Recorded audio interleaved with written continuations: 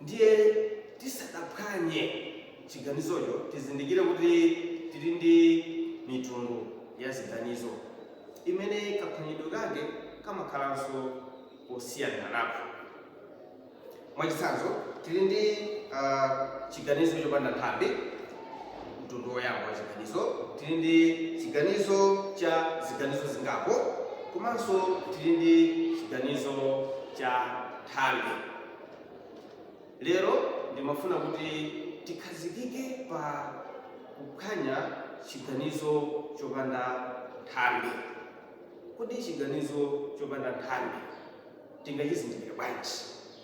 Chiganizo chopanda nthambi ndi chiganizo chimene chimakhala ndi mneni mmodzi komanso chimapereka ganizo limodzi.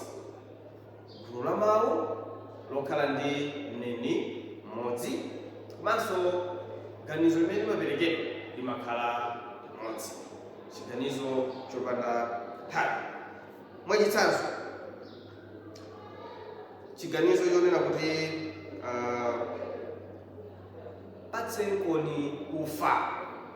patsekoni ufa. Chiganizo chimenechi ndi chopanda nthambi chifukwa chili ndi mneni mmodzi patsekoni, kumene kuli amene aneneri akusonyeza kuti akupempha ufa.